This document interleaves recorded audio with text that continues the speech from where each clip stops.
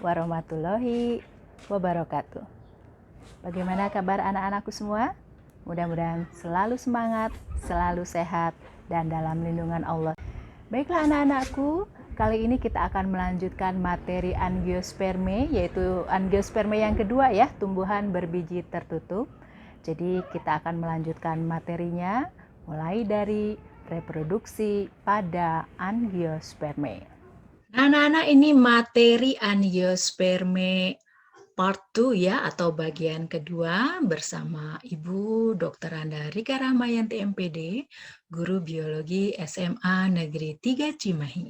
Nah, sekarang reproduksinya atau perkembangbiakannya bagaimana sih pada angiosperme ya? Kita lihat di sini yang pertama reproduksi secara vegetatif. Yang vegetatif juga dibagi ya, ada yang secara alami, ada yang secara buatan gitu ya. Nah, di sini contohnya yang secara alami misalnya dengan umbi gitu ya. Kemudian ada yang dengan tunas, ada yang merunduk sendiri tanamannya begitu ya. Kemudian ada yang secara buatan ya, yang tradisional itu seperti di stek gitu ya. Nah, kalian mungkin pernah praktek ya di SMP ya. Kemudian mencangkok, menyambung, dan menempel. Kemudian yang modern itu dengan teknik rekayasa genetika, nanti ini dipelajari di kelas 12 ya. Ada cara misalnya secara kultur jaringan, begitu ya. Nah, itu yang secara vegetatif, artinya tidak kawin atau aseksual. Nah, sekarang bagaimana yang secara generatif? Nah, ini kita lihat, ceng-cereng. Wah, agak rumit ya, yang secara generatif, Maya. Nah, kita lihat tadi alat reproduksinya yaitu berupa bunga. Di sini karena angiosperma itu sudah ada bunga yang lengkap ya. Di sini contohnya yaitu ada putik dan benang sari yang tadi Ibu sebutkan. Ayo, apa putik bahasa Latinnya? Apa? Oke, pistilum. Dan ini benang sari apa bahasa Latinnya? Stamen. Iya, betul, stamen. Nah, kalau kita lihat di sini satu persatu ya, nanti stamen ini akan mengalami pembelahan, begitu ya. Meiosis, nanti menjadi mikrospora ya. Tadinya 1 jadi 2, 2 jadi 4, gitu ya. Nanti ini menjadi serbuk, begitu ya. Kemudian yang betinanya di dalam putik itu tadi kan ada bakal biji ya. Bakal bijinya akan membelah secara meiosis, 1 jadi 2, 2 jadi 4, gitu ya. Terus nanti 4 jadi 8, begitu ya. Nanti yang 8 akan seperti ini, nanti yang akan membentuk formasi di sini, nanti Ibu akan memperlihatkan yang lebih jelas pada slide berikutnya ya. Yang jelas nanti di sini nanti bakal bijinya ini akan dibuahi oleh sperma, nah nanti akan menjadi embrio ya. Embrio ini akan dilindungi oleh daun buah gitu ya. Daging buah biasanya kita menyebutnya gitu ya. Kemudian nanti bijinya akan berkecambah, kemudian nanti akan membesar. Setelah membesar akan dihasilkan bunga lagi dan seterusnya seperti itu ya. Nah, sekarang Ibu akan menjelaskan secara detailnya gitu ya. Nah, ini secara detailnya ada yang jantan dan yang betina gitu ya, supaya lebih jelas nih. Nah, ini yang pada yang jantan dulu. Nah, tadi pada bunga itu kan ya ada serbuk sari, ini stamen yang di dalam kepala sarinya itu kalau kita buka ya di sini, kita ambil satu contoh gitu ya, induk sporanya. Satu kita ambil, dia akan mengalami meiosis, pembelahan gitu ya pada alat reproduksi itu secara meiosis pembelahan itu ya. Jadi 1 jadi 2, 2 jadi 4, begitu ya. Jadi banyak. 2 kali pembelahan ya, 1 jadi 2, 2 jadi 4. Nah, semua ini akan berkembang, begitu ya, masing-masing akan berkembang, semuanya akan tumbuh, subur, bisa membuahi. Nah, ini Ibu ambil satu contoh, satu hasil dari pembelahan ini ya, dia akan membelah menjadi satu inti vegetatif dan satu inti generatif. Jadi yang Ibu ambil contoh yang satu ini akan membelah secara mitosis 1 jadi 2, begitu ya. Satunya disebut inti vegetatif dan 1 menjadi inti generatif gitu. Nah, yang inti generatif ini nanti akan membelah lagi, ada inti generatif primer disebutnya ya, dan inti generatif sekunder. Jadi nanti ada 3. Nah, di sini 1 inti vegetatif dan 2 inti generatif. 2 inti generatif itu apa saja? Inti generatif primer dan inti generatif sekunder, gitu ya. Nah, nanti dia akan diterbangkan oleh angin, gitu ya. Ada yang misalnya oleh serangga dibawanya, gitu. Macam-macam penyerbukan itu ya, bisa dibantunya ya. Nah, ini yang alat kelamin jantan ya, berkembangnya seperti itu. Nanti semua ini akan diterbangkan pada putik, nanti dia bisa membuahi. Nah, sekarang bagaimana yang putik ya?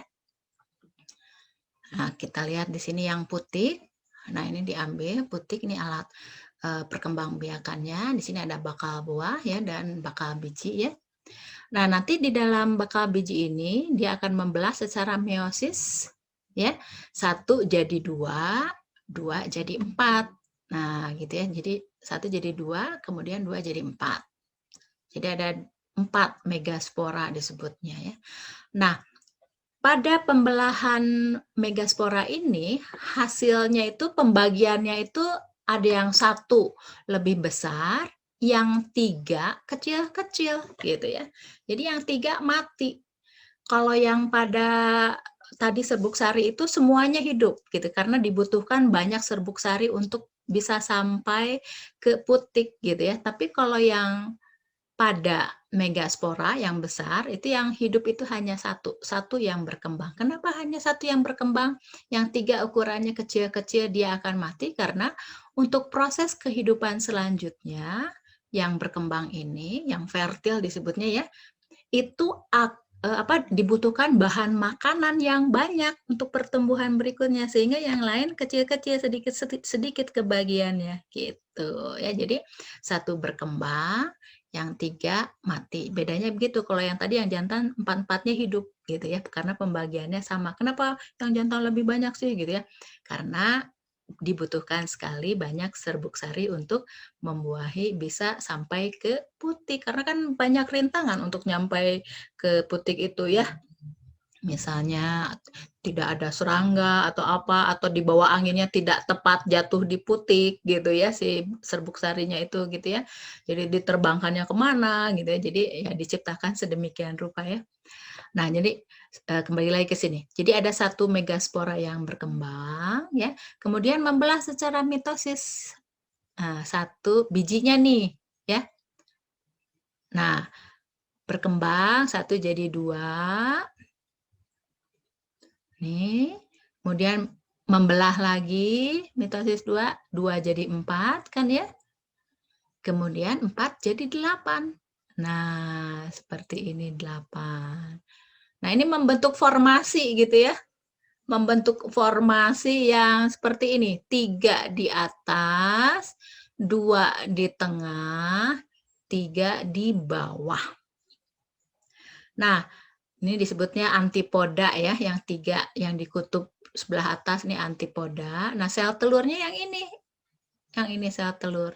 Yang pendamping dari sel telur, kiri dan kanan, yang namanya sel sinergid gitu ya. Ini yang akan memberitahu nanti ke sebenarnya ini sel telur ada di sini nih ya, si sel sinergid ini ya. Nah, ini yang inti polar ini, yang 2 ini melebur. 2 jadi 1, jadi melebur. Jadi N dengan N menjadi 2N ini melebur. Jadi nanti formasinya 3, 1, 3 gitu. Jadi 7 ya pembelahan. Jadi hasilnya 7 sel ya dari 8 inti gametofit betina yang tadi itu ya. Karena yang 2 melebur gitu ya. Nah, jadi kita lihat lagi nih secara detail lagi ya. Jadi tadi apa? Ada 3 yang di atas antipoda gitu ya. Ada yang 2 di tengah yang melebur jadi 1 nanti ya, ini melebur jadi 1 dan ada 3 yang di bawah, yang 1 ovum yang di tengah ini namanya ya. Dan ini yang sel sinergidnya gitu ya. Ini sudah lengkap nih, sudah sudah sempurna kalau sudah seperti ini. Nah, sekarang bagaimana kalau pembuahannya terjadinya? Nah, diawali dengan polinisasi ya, penyerbukan ya. Jadi serbuk sari jatuh ke sini, yang tadi itu, yang serbuk sari itu kan tadi ada inti vegetatif ya.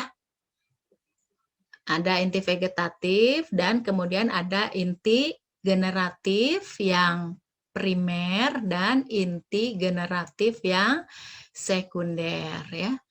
Nah ini, jadi ketika jatuh ke sini akan membentuk buluh serbuk gitu ya. Jadi ada tabung buluh serbuk sini gitu ya. Sini, kemudian dia datang, kemudian membuahi ya, ini kalau dibuka itu seperti ini. Jadi dia akan membuahi inti generatif inti vegetatif itu membuka jalan aja ke sini, membuka jalan gitu ya fungsinya, karena tidak kawin ya, membuka jalan menuju ke ovum. Nanti kalau sudah sampai inti vegetatif ini akan mati begitu ya. Nah, jadi ini inti vegetatif ada di depan untuk membuka jalan menuju ke ovum. Nah, di belakangnya ada inti generatif gitu ya. Tapi inti generatif ada dua, inti generatif primer dan inti generatif sekunder. Nah, setelah masuk ke sini ya, melalui tabung itu ya, buluh serbuk. Nah, di sini membuahi ovum yang inti generatif primer gitu. Kemudian yang inti generatif sekunder membuahi yang di tengah tadi namanya endosperma itu ya, calon dari bakal buah. Ya, jadi inti generatif sekunder membuahi dari endosperma yang dua melebur jadi satu itu, begitu ya. Nah, nanti ovum yang dibuahi ini akan menjadi zigot. Zigot ini yang nanti akan berkembang menjadi embrio, sedangkan endosperma itu yang menjadi daun buahnya, atau kita menyebutnya ada yang daging buah begitu ya. Kalau pada jagung kan biji, kemudian ada daun buahnya disebut ya.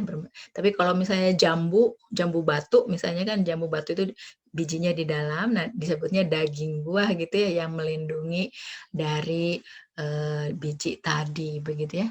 Nah, ini kalau secara tabelnya bagannya seperti ini nih skemanya ya.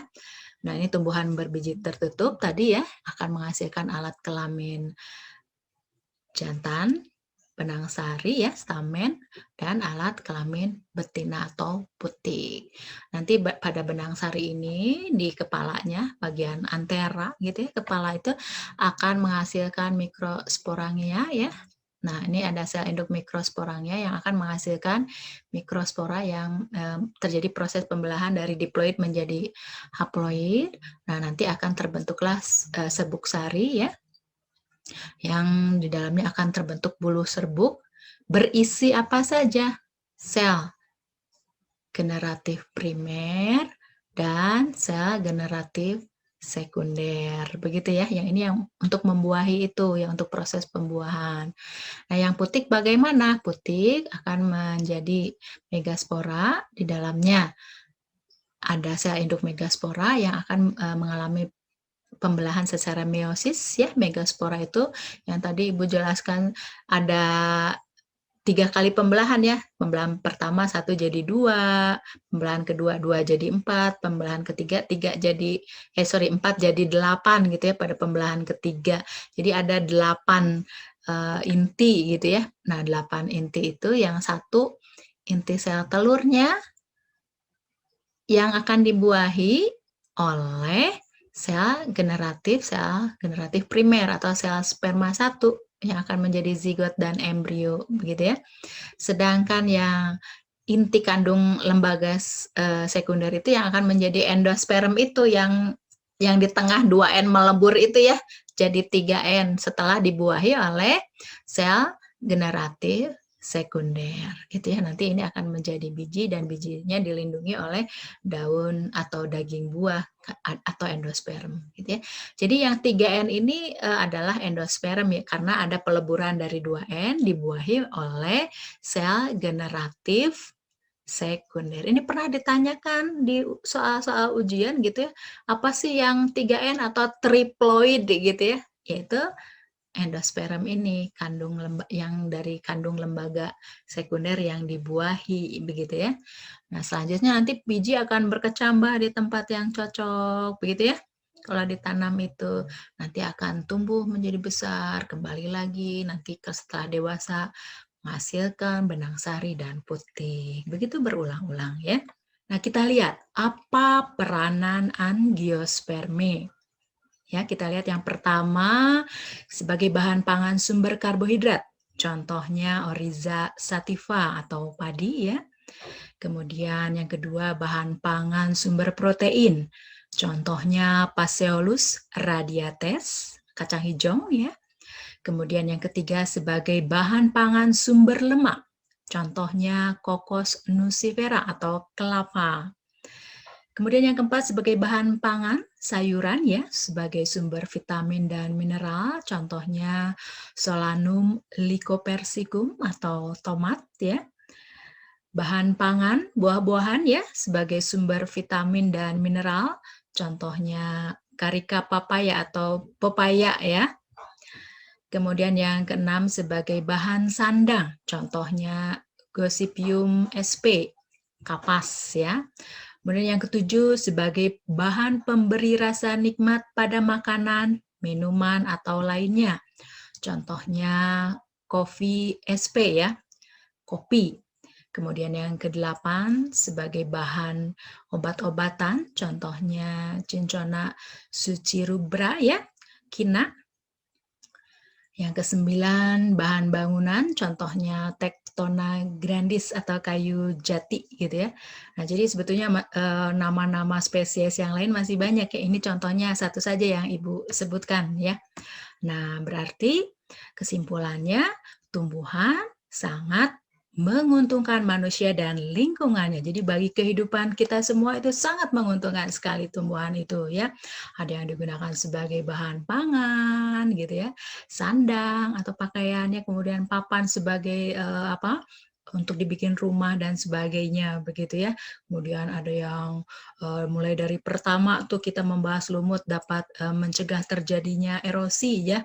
Kemudian juga berfotosintesis kan ya, berhasil menghasilkan oksigen di sini untuk kebutuhan respirasi kita. Jadi dengan adanya tanaman yang besar yang banyak di Indonesia itu ya menjadi paru-paru dunia gitu ya. Jadi kalau tanaman berkurang itu akan mengakibatkan pemanasan global atau global warming, itu bahaya sekali sehingga nanti es di kutub itu bisa mencair gitu ya. Jadi permukaan air laut semakin naik nantinya. Jadi banyak sekali gitu ya keuntungan tumbuhan atau tanaman itu bagi manusia dan lingkungannya. Nah, sekarang kita lihat nih masalahnya. Adakah tumbuhan yang merugikan? Coba, ada tidak? Ting ting ting ting, mikir-mikir. Ada nggak? Oke, ternyata ada loh tumbuhan yang merugikan. Kita lihat di sini misalnya ya. Ada contoh tumbuhan yang merugikan yaitu tali putri. Nah, yang seperti ini. Nah, kalian mungkin pernah lihat atau pernah menggunakan ya. Di sini jika waktu kecil kalian sering bermain masak-masakan, terutama yang perempuan ya. Mungkin Anda tidak asing lagi dengan tanaman tali putri ini. Bentuknya yang menyerupai mie kuning membuat tanaman ini menjadi andalan ketika bermain masak-masakan gitu ya. Ternyata tali putri adalah jenis tumbuhan parasit atau gulma atau benalu, berarti ini tumbuhan yang tidak diharapkan sebetulnya kehadirannya ya. Benalu ialah tumbuhan epifit parasit, merugikan berarti ya terhadap inangnya yang hidup menempel dan menghisap makanan dari tumbuhan inangnya gitu ya. Jadi tidak seperti perannya sebagai mie kuning dalam permainan masak-masakan, benalu selalu merugikan, terutama merugikan tumbuhan lain atau inangnya begitu ya, karena pada batang terdapat akar penghisap yang berfungsi untuk menghisap makanan dari tumbuhan inangnya begitu. Jadi ini kelihatannya seperti menarik gitu ya, kuning-kuning gitu ya, kayak mie, tapi sebetulnya dia merugikan. Kemudian contoh lain ya, Ciperus rotundus rumput teki gitu ya, ini senantiasa tumbuh di sela-sela tanaman lain begitu ya. Jadi makanan yang dia ambil dari dalam tanah ini itu akan merugikan tanaman yang sengaja kita tanam gitu ya, sehingga petani itu biasanya mencabut tumbuhan rumput teki ini atau juga menggunakan herbisida ya. Nah, ini contoh yang ketiga, yaitu tumbuhan yang merugikan adalah eceng gondok ya. Seperti ini nih tanamannya ya, eceng gondok ini merupakan gulma atau tumbuhan pengganggu yang tumbuh di wilayah perairan yang hidup terapung pada air yang dalam atau mengembangkan perakaran di dalam lumpur pada air yang dangkal ya. Eceng gondok dapat menimbulkan dampak kerugian, yaitu yang pertama dapat meningkatkan evapotranspirasi atau penguapan ya, sehingga air menjadi lebih cepat berkurang di wilayah tersebut begitu ya. Kemudian yang kedua, menurunnya jumlah cahaya yang masuk ke dalam perairan sehingga menyebabkan menurunnya tingkat kelarutan oksigen dalam air. Jadi di sini nanti banyak ikan yang ada kemungkinannya mati gitu ya karena kurang oksigen di dalam air ya. Kemudian yang ketiga, mengganggu lalu lintas atau transportasi air, khususnya bagi masyarakat yang kehidupannya masih tergantung dari sungai seperti di pedalaman Kalimantan dan beberapa daerah lainnya ya. Kemudian yang keempat, menurunkan nilai estetika atau keindahan lingkungan perairan ya. Jadi dengan banyaknya eceng gondok itu kan ya jadi kurang indah gitu ya kalau perairan tersebut banyak tumbuh di sana begitu ya. Nah, namun tahukah kalian bahwa di balik permasalahan yang ditimbulkan dari eceng gondok ada banyak manfaat yang dapat manusia peroleh? Pernah dengar tidak manfaat dari eceng gondok? Ayo. Nah, ini ya, eceng gondok tidak hanya dimanfaatkan menjadi pupuk organik ya, tapi dapat juga meningkatkan kualitas biogas. Jadi membuat gas dari bahan-bahan tumbuhan gitu ya, beserta misalnya ada kotoran sapi begitu ya. Nah, dapat juga dibuat kerajinan. Berarti jika manusia melihat peluang dengan jernih dan niat yang tinggi, eceng gondok dapat menjadi sumber penghasilan. Nah, ini contohnya ya, eceng gondok yang sudah dibuat kerajinan tas begitu ya. Nah, sekarang kita lihat analisis fenetik. Nah, analisis fenetik merupakan salah satu analisis di dalam studi sistematika yang dapat menginterpretasikan hubungan kekerabatan makhluk hidup berdasarkan kesamaan ciri atau karakter di antara takson tingkatan yang dipelajari tanpa memperhatikan perjalanan evolusinya. Jadi dengan kata singkat itu persamaannya apa sih gitu ya? Persamaan ciri atau karakter antara tanaman satu dengan tanaman lain itu apa? Nah, itulah yang dimaksud dengan analisis fenetik yang tadi dalam kompetensi dasar itu Ibu sebutkan, kalian harus tahu analisis fenetik seperti apa, begitu ya. Nah, kesamaannya bagaimana? Nah, melihatnya kita lihat langkah-langkahnya ya, analisisnya menentukan takson, pengelompokan ya. Nah, dikenal dengan istilah OTU atau kita nyebutnya OTU aja ya supaya gampang gitu ya.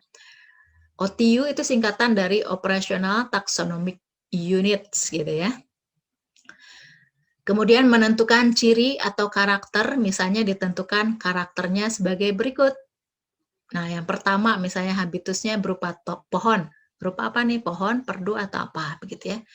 Kemudian yang kedua misalnya tumbuhan tersebut termasuk monoecious atau berumah satu yang tadi sudah Ibu jelaskan. Kemudian daunnya tunggal atau majemuk. Yang tunggal itu hanya satu-satu daunnya begitu ya. Kalau yang majemuk itu banyak begitu ya. Kemudian perbungaannya majemuk atau tidak begitu ya. Nah, ini contoh karakter gitu ya. Kemudian baru dihitung indeks kesamaannya gitu ya, kesamaan antara tanaman satu dengan tanaman yang lainnya. Bagaimana? Nah, ini contohnya misalnya O2-nya ada tanaman misalnya A, B, C, D, misalnya padi, jagung, rumput dan seterusnya misalnya gitu ya. Ini ada tanaman A, B, C, D. Karakternya bagaimana? Nah, disebutkan karakternya nomor 1, 2, 3, 4 ya. 1, 2, 3, 4 itu apa ini? Nah, nomor 1 berupa pohon, ini ya. Karakter kedua berupa tumbuhan monoecious. Karakter ketiga daunnya tunggal. Karakter keempat perbungaannya majemuk. Misalnya tanaman yang pertama, oh ada habitus berupa pohon, tanaman tersebut berarti kita sebut positif berupa pohon. Kalau tidak berupa pohon berarti negatif. Nah, ini misalnya tanaman C, tanaman D, ini berupa pohon, positif, ini tidak. Kemudian dilihat karakter yang kedua, berumah satu atau tidak bunganya itu, begitu ya. Oh, ternyata tanaman A berumah satu positif, tanaman B berumah satu positif, yang C misalnya negatif, yang D positif.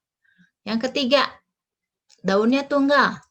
Oh, dia daunnya majemuk, misalnya gitu, berarti negatif. Ini negatif. Kalau yang berupa majemuk misalnya berarti positif. Kemudian nomor 4, perbungaannya majemuk. Nah, misalnya tanaman A perbungaannya tidak majemuk berarti negatif. Yang B majemuk berarti positif. Yang ini C positif berarti ada majemuk. Yang ini D majemuk. Misalnya seperti itu. Jadi dibikin tabelnya. Ditandai dengan positif kalau memiliki, kalau negatif berarti tidak, begitu ya. Nah, kemudian langkah berikutnya menghitung indeks kesamaan. Caranya dengan membandingkan setiap O2 gitu ya, OTU, bahasa Inggrisnya gitu ya. Kita lebih enak gampangnya O2 aja gitu ya, O2 yaitu persentase kesamaan. Secara matematisnya dapat dihitung sebagai berikut. Persentase kesamaan sama dengan jumlah karakter yang sama dari dua O2 dibagi jumlah total karakter dikali 100%. Contoh misalnya kesamaan antara tanaman A dan B. Ini kan tadi sudah dibuat ya karakternya plus minusnya. Dilihat A dan B persamaannya apa? Ada berapa? Ini beda. Ini sama, 1 ya. Nah, yang ini karena tidak ada, disebutnya tidak memiliki karakter yang sama, jadi dua-duanya nggak ada, jadi tidak dihitung kalau nggak ada tadi apa daunnya tunggal gitu ya. Nah, dia tidak tunggal dua-duanya gitu ya, jadi tidak memiliki, tidak dihitung gitu ya. Kemudian yang ini A dan B ini berbeda, jadi tidak sama juga. Jadi persamaannya hanya berapa? Persamaannya hanya 1 gitu. Yang ini yang dia miliki persamaannya ada 1. Kalau ini walaupun sama karena tidak dimiliki sifatnya tidak dihitung ya, awas. Nah, berarti 1 yang samanya, ini 1 karakternya dibagi 4. Totalnya kan ada 4 karakter tadi ini. 1/4 kali 100% sama dengan 25%. Begitu ya. Bisa nggak kalian ngitungnya? Coba kalian latihan, tulis di kolom komentar nanti ya setelah menonton ini berapa persen indeks kesamaan antara C dan D. Nih, C dan D. Hitung tadi yang samanya berapa, nanti tinggal dibagi karakternya berapa jumlahnya gitu ya. Bisa nggak? Coba Ibu kasih contoh lagi, misalnya kalau ini kan untuk soal kalian ya, C dan D, kita ambil contohnya jangan C dan D. Misalnya B dan C gitu ya, B dan C kesamaannya, analisis fenetiknya berapa, indeks kesamaannya. Nah ini B dan C. Oh ini yang pertama beda, ini yang kedua beda, yang ini ketiga beda. Ini yang keempat, oh sama nih. Jadi hanya ada 1 persamaannya, 1 dari 4. 1/4 kali 100% sama dengan 25% gitu. Nah, semakin banyak persamaannya antara tanaman satu dengan tanaman lain gitu ya, maka semakin dekatlah kekerabatannya. Jadi analisis fenetik seperti itu ya. Jadi untuk melihat kesamaan ciri, tapi tidak diperhatikan perjalanan evolusinya, perkembangannya bagaimana gitu ya. Nah, itu analisis fenetik ya. Ingat jangan lupa kalian tulis kolom di komentar ya, berapa persen indeks kesamaan antara spesies C dan D ya, gampang sekali ya. Oke, sekarang bagaimana sih analisis filogenetik?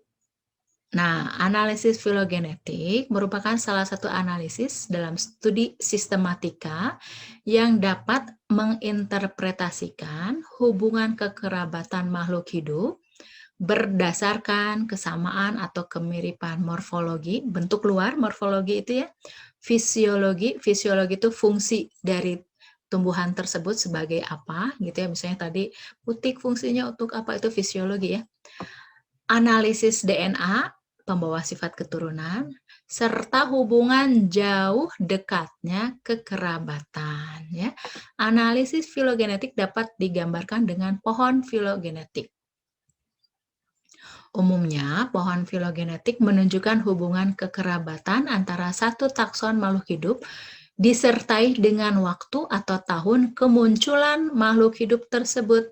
Contoh misalnya pada plante ya, tumbuhan Bryophyta itu sudah ada kurang lebih 475 juta tahun yang lalu. Wow, lama sekali ya.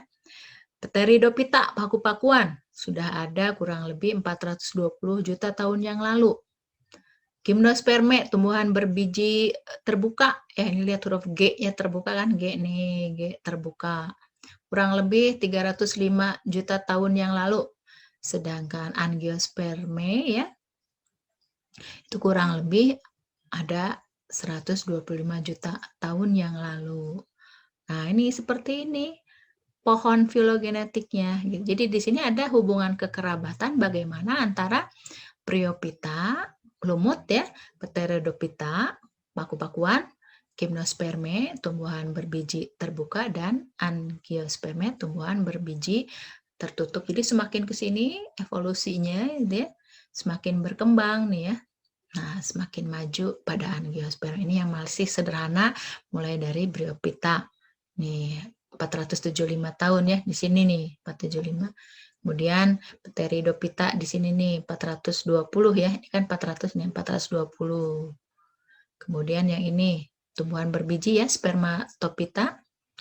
Ada Gymnosperme 305 juta tahun yang lalu, dan yang sini kurang lebih 125 juta tahun yang lalu itu Angiosperme, tumbuhan berbiji tertutup. Ya, ini lihat huruf A tertutup ya, A tertutup untuk memudahkannya seperti itu. Yang sudah kita bahas tadi ya, dibagi menjadi ada dikotil dan monokotil gitu ya. Sekarang kita lihat ini sebagai bonus nih, materi sebetulnya tidak ada di buku ya, yaitu aplikasi identifikasi tanaman dengan menggunakan smartphone.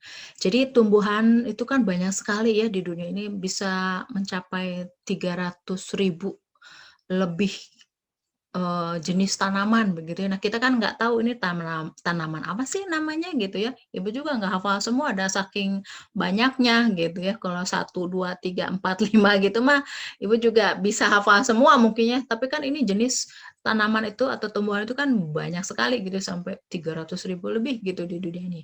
Nah, sekarang lebih mudah. Di generasi kalian itu ada aplikasi gitu. Kalau zaman ibu dulu waktu masih SMA itu belum ada aplikasi seperti ini ya. Namanya kalian bisa mengunduh di aplikasi Planet ya, Planet namanya, dan atau juga PlantSnap gitu. Jadi dengan ini mudah sekali kalau kita ingin tahu nama tumbuhannya apa, langsung menggunakan aplikasi ini. Nanti Ibu contohkan ya cara menggunakan aplikasinya supaya kalian bisa langsung menggunakannya gitu ya. Nah, di sini Ibu akan memberikan contoh bagaimana cara menggunakan aplikasi Planet atau PlantSnap yang bisa kalian unduh di Play Store smartphone kalian ya.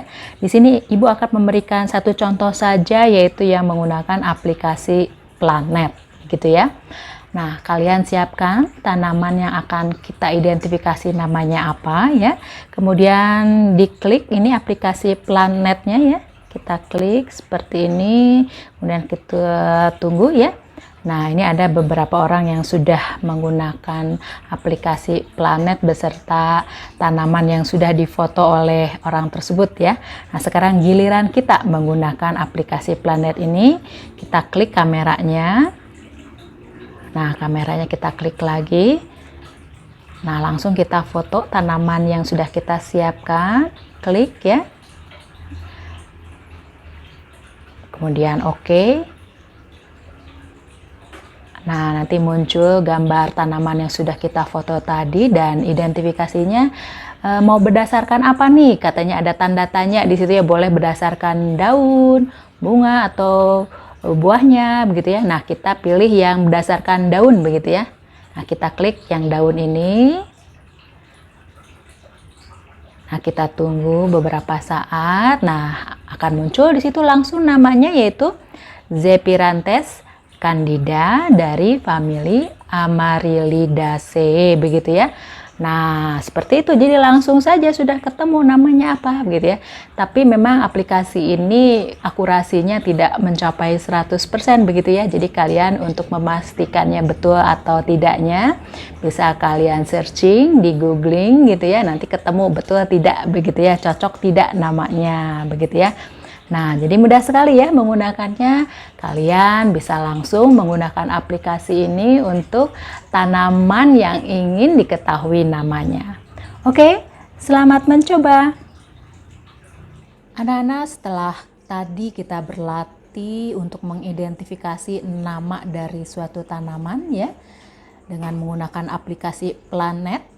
Nah, sekarang coba kalian terapkan pengetahuan yang sudah kalian pelajari di angiosperme bagian pertama tentang klasis monokotil dan dikotil. Nah, sekarang kalian tebak nih tanaman ini termasuk monokotil atau dikotil. Nah, karena di sini tampaknya lebih jelas terlihat dari bunganya ya, kita identifikasi dari bunganya. Di sini kalian hitung dari jumlah mahkota bunganya atau corolla mahkota bunga itu kan ya. Nah, kita hitung dari sini nih ya. 1, 2, 3, 4, 5, 6. Berarti ada 6 ya. Ada 6 berarti berkelipatan 3. Berarti apa nih? Monokotil atau dikotil? Iya, tepat sekali termasuk klasis monokotil. Nah, sekarang kita lihat termasuk berumah 1 atau berumah 2. Nah, berarti kita harus melihat alat kelaminnya. Di sini ada apa? Yang jantan, benang sari atau stamen yang berwarna kuning ini, kepala benang sarinya atau anter ya. Di sini benang sarinya ada. Kemudian ini putik, yang putih ini ya. Jadi seperti, nah, Ibu dekati ya. Nah, seperti apa nih, ada lekuk-lekuk pada kepala putiknya ya. Pada pistilumnya ada lekukan ya. Ada 3 lekukan itu. Nah, itu adalah pistil. Nah, kepalanya itu disebutnya stigma ya, kepala putiknya. Berarti dalam satu tanaman ini lengkap ada jenis kelamin jantan, stamen ya, benang sari, dan ada jenis kelamin yang betinanya atau pistil gitu ya, atau pistilum juga boleh menyebutkannya. Nah, berarti ayo apa? Berumah 1 atau berumah 2? Ingat ya, jembatan keledainya kalau dalam satu tanaman terdapat 2 jenis kelamin berarti berumah 1. Jadi jembatan keledainya tanamannya ada 1 begitu ya. Kalau ada tanamannya 2, jenis kelaminnya terdapat pada 2 tanaman gitu maksudnya ya. Berarti berumah 2. Oke, sudah? Berarti apa nih? Berumah 1 atau berumah 2? Iya, berumah 1. Bagus sekali. Demikianlah materi yang bisa Ibu sampaikan ya kali ini tentang angiosperme kedua. Jadi sebetulnya Ibu sudah menerangkan semua materi tentang tumbuhan, meliputi tumbuhan lumut ya, Bryophyta, kemudian tumbuhan paku atau Pteridophyta, dan tumbuhan berbiji yaitu Spermatophyta, yang di dalamnya ada tumbuhan berbiji terbuka atau Gymnosperme, dan tumbuhan berbiji tertutup atau angiosperme ya. Jadi semua sudah dibahas, semuanya materi, berarti sudah selesai materi tentang tumbuhan. Jadi kalian harus pelajari kembali ya. Kalian lihat video pembelajaran sebelumnya, baca-baca bukunya, karena pertemuan berikutnya akan ada tes. Jadi harus siap ya. Baiklah, terima kasih atas perhatiannya. Billahi taufik wal hidayah. Wassalamualaikum warahmatullahi wabarakatuh.